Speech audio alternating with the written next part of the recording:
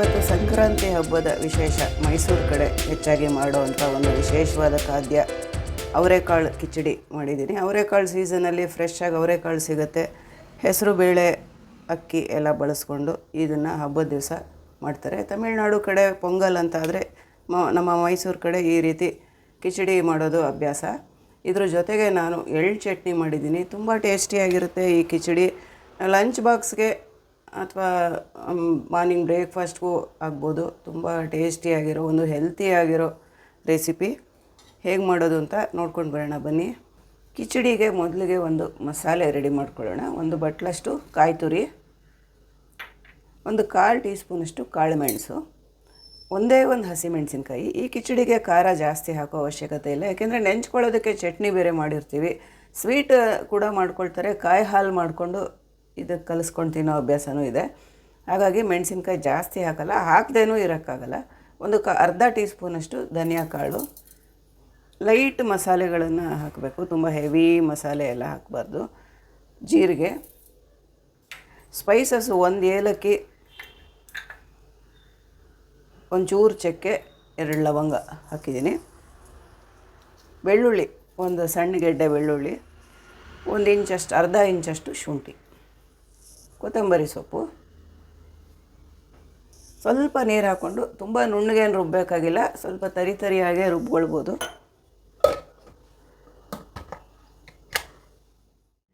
ಈಗ ಕಿಚಡಿಗೆ ಕುಕ್ಕರ್ ಇಟ್ಟಿದ್ದೀನಿ. ಸ್ಟವ್ ಮೇಲೆ ಸ್ವಲ್ಪ ಎಣ್ಣೆ ಹಾಕಿದ್ದೀನಿ. ಸಾಸಿವೆ, ಕರಿಬೇವಿನ ಸೊಪ್ಪು, ಈರುಳ್ಳಿ, 2 ಮೀಡಿಯಮ್ ಸೈಜಿನ ಈರುಳ್ಳಿನ ಉದ್ದುದಕ್ಕೆ ಹಚ್ಚಿಟ್ಕೊಂಡು ಹಾಕಿದ್ದೀನಿ.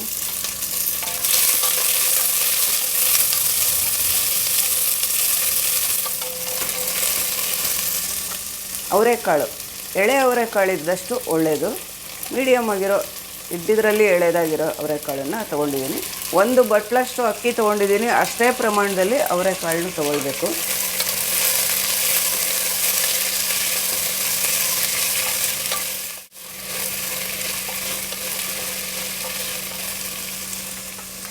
ಈಗ ಮಸಾಲೆನ ಸೇರಿಸ್ತಾ ಇದ್ದೀನಿ, ಗ್ರೈಂಡ್ ಮಾಡಿ ಇಟ್ಕೊಂಡಿರೋ ಮಸಾಲೆನ.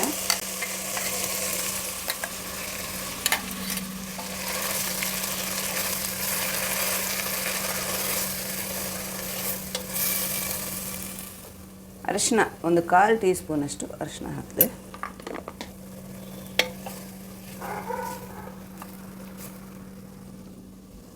ಉಪ್ಪು, 2 ಟೀ ಸ್ಪೂನಷ್ಟು ಉಪ್ಪು ಹಾಕಿದ್ದೀನಿ.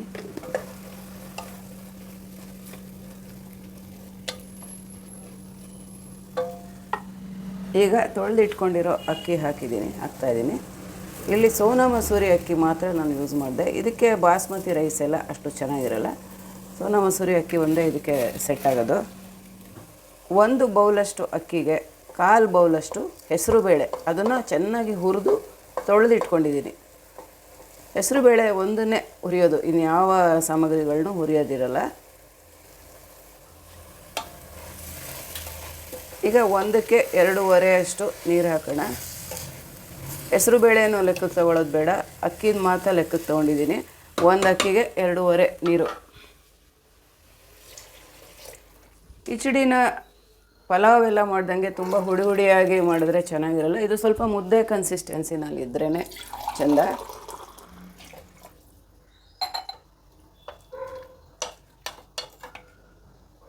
ಸ್ವಲ್ಪ ಕುದಿ ಬರಬೇಕು. ಕುದಿ ಬಂದ ಮೇಲೆ ನಾವು ಲಿಡ್ ಕವರ್ ಮಾಡಿದ್ರೆ ಚೆನ್ನಾಗಿ ತಳದ್ದು ಎಲ್ಲ ಹೊಂದ್ಕೊಂಡು ಚೆನ್ನಾಗಾಗುತ್ತೆ. ಮೊದಲೇ ಲಿಡ್ ಕವರ್ ಮಾಡಿಬಿಟ್ರೆ ತರಕಾರಿ ಕಾಳು ಎಲ್ಲ ತಳದಲ್ಲಿರುತ್ತೆ, ಒಗ್ಗರಣೆ ಎಲ್ಲ, ಅನ್ನ ಮಾತ್ರ ಮೇಲೆ ಇರುತ್ತೆ. ಅದಕ್ಕೆ ಒಂದು ಕುದಿ ಬಂದ ಮೇಲೆ ಲಿಡ್ ಕವರ್ ಮಾಡ್ತೀನಿ. ಕುದಿ ಬಂದಿದೆ. ಈಗ 1 ಟೀ ಸ್ಪೂನಷ್ಟು ತುಪ್ಪ ಹಾಕ್ತೀನಿ. 1.5 ಟೀ ಸ್ಪೂನಷ್ಟು ತುಪ್ಪ ಹಾಕಿದ್ದೀನಿ.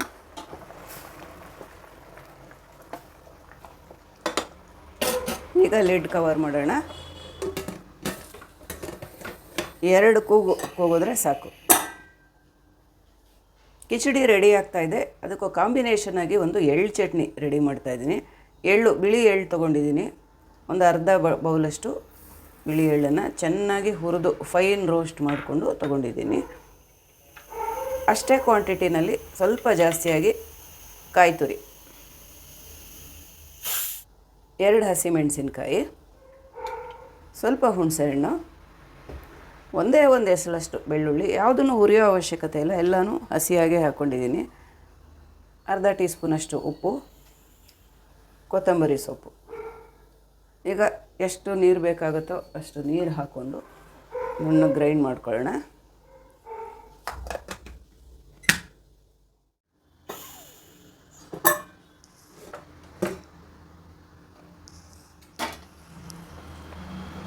ಅವರೆಕಾಳು ಕಿಚಡಿ ಕರೆಕ್ಟ್ ಹದದಲ್ಲಿ ತುಂಬ ಚೆನ್ನಾಗಾಗಿದೆ. 2 ವಿಸಲ್ ಕೂಗಿಸಿದ್ದೆ.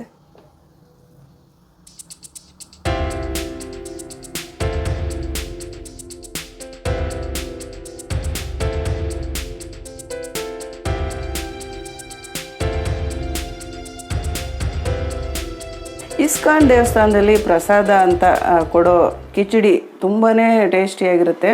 ಅದೇ ಕಿಚಡಿನ ನಾನಿವತ್ತು ಶೇರ್ ಮಾಡ್ತಾಯಿದ್ದೀನಿ. ಸುಮಾರು ಜನ ಇಸ್ಕಾನ್ ಪ್ರಸಾದ ಕಿಚಡಿನ ಟೇಸ್ಟ್ ಮಾಡಿರ್ಬೋದು.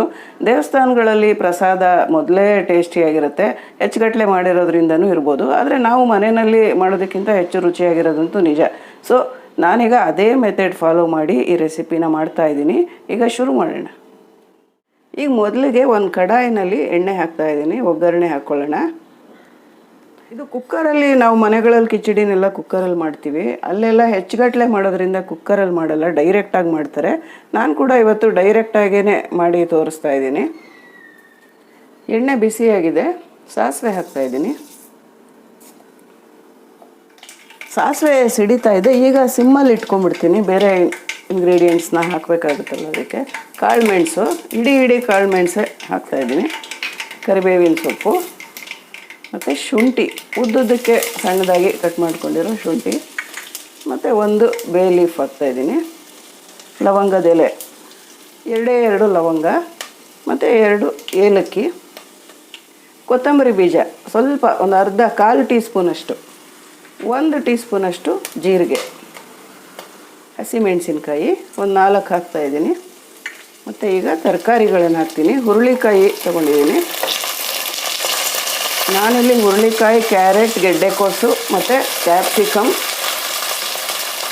ಮತ್ತು ಬಟಾಣಿ ಇಷ್ಟು ತೊಗೊಂಡಿದ್ದೀನಿ. ಇನ್ನೂ ಆಲೂಗೆಡ್ಡೆ, ಎಲೆಕೋಸು ಆ ಥರ ಎಕ್ಸ್ಟ್ರಾ ಬೇರೆ ತರಕಾರಿಗಳನ್ನು ತೊಗೋಬೋದು. ಬಟಾಣಿ ಹಾಕ್ತಾಯಿದ್ದೀನಿ. ಒಣಗಿದ ಬಟಾಣಿ ಆದರೆ ರಾತ್ರಿನೇ ನೆನೆಸಿಟ್ಕೊಂಡು ಸಪ್ರೇಟಾಗಿ ಬೇಯಿಸ್ಬಿಟ್ಟು ಇದರಲ್ಲಿ ಸೇರಿಸ್ಬೇಕಾಗತ್ತೆ. ಇದು ಡೈರೆಕ್ಟಾಗಿ ಮಾಡ್ತಾ ಇರೋದ್ರಿಂದ ಒಣಗಿದ ಬಟಾಣಿ ಅಷ್ಟೊಂದು ಸುಲಭವಾಗಿ ಬೇಯಲ್ಲ.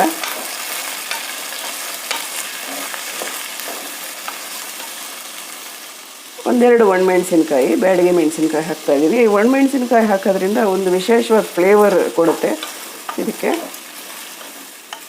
ಖಾರಕ್ಕೆ ಅಂತ ಅಲ್ಲದೆ ಇದ್ದರೂ ಆ ವಿಶೇಷವಾದ ಫ್ಲೇವರ್ಗೋಸ್ಕರ 2 ಒಣಮೆಣಸಿನ್ಕಾಯಿನ ಹಾಕಿದ್ದೀನಿ. 1 ಟೊಮೆಟೊ ಮೀಡಿಯಮ್ ಸೈಜು. ಇಷ್ಟು ಹಾಕಿದ್ದಾಯಿತು. ಈಗ ಫ್ಲೇಮ್ನ ಜಾಸ್ತಿ ಮಾಡ್ಕೊಳ್ತಾ ಇದ್ದೀನಿ. ಇದುವರೆಗೂ ಸಿಮ್ಮಲ್ಲಿತ್ತು.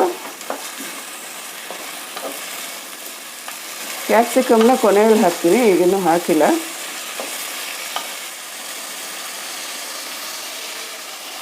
ಈಗ ಹೆಸರು ಬೇಳೆನ ಚೆನ್ನಾಗಿ ಹುರಿದ್ಬಿಟ್ಟು ಹಾಕ್ತಾಯಿದ್ದೀನಿ. ತೊಳೆದಿಟ್ಬಿಟ್ಟು ಹಾಕ್ತಾಯಿದ್ದೀನಿ. ಎಷ್ಟು ಹೆಸರು ಬೇಳೆ ಹಾಕ್ತೀವೋ ಅಷ್ಟೇ ಪ್ರಮಾಣದಲ್ಲಿ ಅಕ್ಕಿ ತಗೊಳ್ಬೇಕು.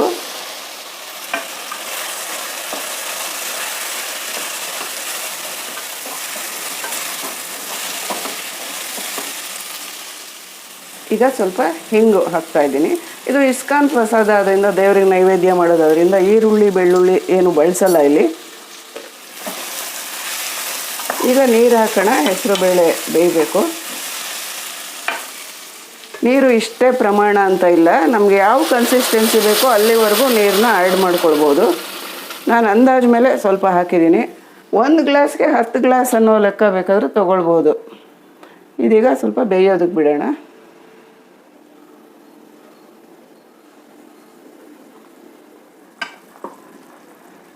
ಈಗ ಇದು ಚೆನ್ನಾಗಿ ಕುದೀತಾ ಇದೆ. ನೀರು ಹಾಕಿದ್ಮೇಲೆ ಹೆಸರು ಬೇಳೆನೂ ಬೇಯ್ತಾ ಇದೆ. ಈ ಸ್ಟೇಜಲ್ಲಿ ಅಕ್ಕಿನೂ ಸೇರಿಸ್ತೀನಿ.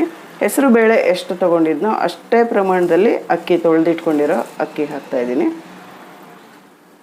ಯೂಶ್ವಲಾಗಿ ಮನೆಗಳಲ್ಲಿ 1 ಅಕ್ಕಿಗೆ ಅರ್ಧ ಹೆಸರು ಬೇಳೆ ಈ ಪ್ರಪೋರ್ಷನಲ್ಲಿ ಮಾಡ್ತೀವಿ. ಇಸ್ಕಾನ್ ಸ್ಪೆಷಲಲ್ಲಿ 2 ಈಕ್ವಲ್ ಆಗಿ ಬಳಸ್ತಾರೆ, ಹೆಸರು ಬೇಳೆ ಮತ್ತು ಅಕ್ಕಿನ.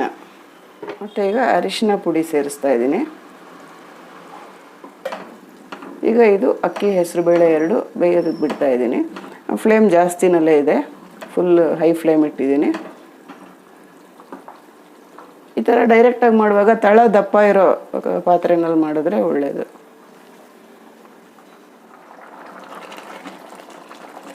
ಬೇಯ್ತಾ ಇದೆ ಹೆಸರುಬೇಳೆ ಎಲ್ಲ, ಆದರೆ ಇನ್ನೂ ಬೇಯಬೇಕು. ನೀರೆಲ್ಲ ಕಡಿಮೆ ಆಗಿದೆ ಅಂತ ಅನ್ನಿಸ್ತಿದೆ, ಇನ್ನೂ ಸ್ವಲ್ಪ ನೀರು ಆ್ಯಡ್ ಮಾಡ್ತೀನಿ. ಈಗ ಇಷ್ಟು ನೀರು ಹಿಡಿಯುತ್ತೆ.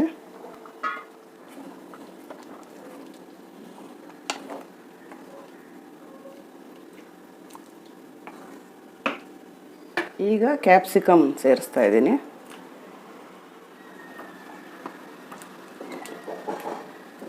ಮತ್ತು ಇನ್ನು ಸ್ವಲ್ಪ ಬೇಯೋದಕ್ಕೆ ಬಿಡೋಣ.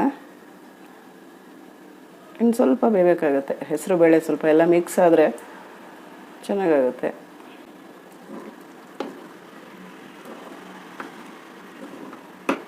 ಫ್ಲೇಮ್ ಹೈಯಲ್ಲೇ ಇದೆ.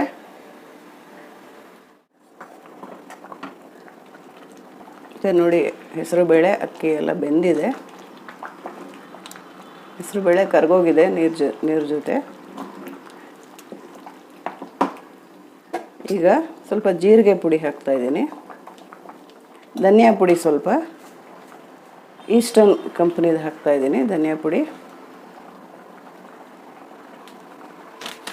ಸ್ವಲ್ಪ ಹಾಕಬೇಕು, ಇದನ್ನೆಲ್ಲ ತುಂಬ ಜಾಸ್ತಿ ಹಾಕಕ್ಕೆ ಹೋಗ್ಬಾರ್ದು. ಹಸಿಮೆಣ್ಸಿನ ಪುಡಿ ಒಂದು 3/4 ಸ್ಪೂನ್. ಹಸಿಮೆಣ್ಸಿನ್ಕಾಯು ಹಾಕಿರುತ್ತೆ, ಕಾಳು ಮೆಣಸು ಹಾಕಿರುತ್ತೆ. ಹಾಗಾಗಿ ಮೆಣಸಿನ್ಕಾಯಿ ಪುಡಿ ನೋಡಿಕೊಂಡು ಹಾಕಬೇಕು, ತುಂಬ ಖಾರ ಆಗಿಬಿಡುತ್ತೆ. ಈಗ ಉಪ್ಪು ಒಂದು ಬಾಕಿ ಇದೆ. ರುಚಿಗೆ ತಕ್ಕಷ್ಟು ಉಪ್ಪು 2 ಸ್ಪೂನ್ ಉಪ್ಪು ಹಾಕ್ತೀನಿ. ಟೇಸ್ಟ್ ನೋಡ್ಬಿಟ್ಟು ಬೇಕಾದರೆ ಸೇರಿಸ್ಕೊಳ್ಬೋದು ಉಪ್ಪನ್ನ. ಇದೀಗ ಕಂಪ್ಲೀಟಾಗಿ ರೆಡಿ ಆಯಿತು.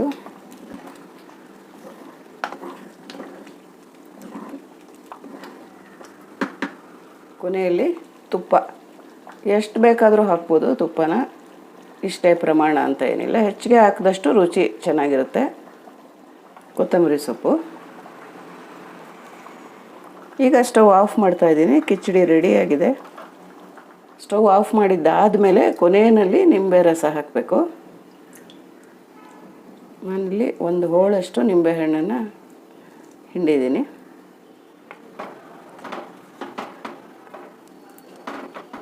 ಈ ಹದದಲ್ಲಿದೆ ನಾನು ಮಾಡಿರೋದು.